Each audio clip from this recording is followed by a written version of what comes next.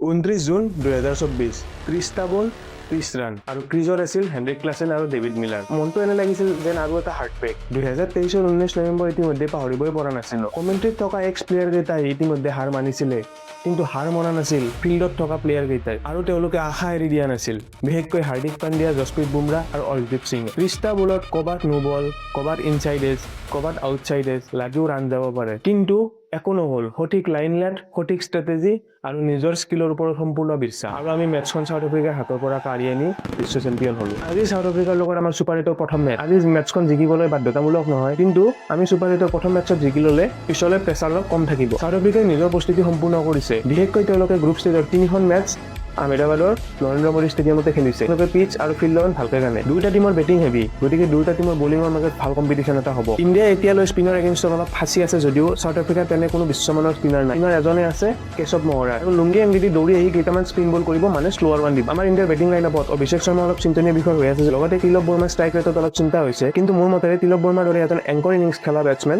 টিমত লাগে, কাৰণ কেতিয়াবা বেটিং কলাপছ হলে তিলক বৰ্মাই আমাক মেচখন উলিয়াই নিয়াত সহায় কৰিব। ঠিক তেনেদৰে যেনেদৰে আমি এছিয়া কাপৰ ফাইনেল জয় হৈছিল। সাউথ আফ্ৰিকাৰ টিমটো বেটিং হেভি, বিশেষকৈ কুইণ্টন ডিকক, এইডেন মাৰ্ক্ৰাম আৰু ৰায়ান নিকলটন, লগতে কিলাৰ মিলাৰো আছে।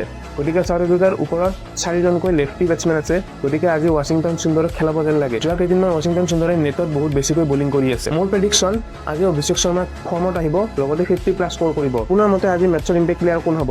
কমেণ্টত জনাওক। জয় হিন্দ।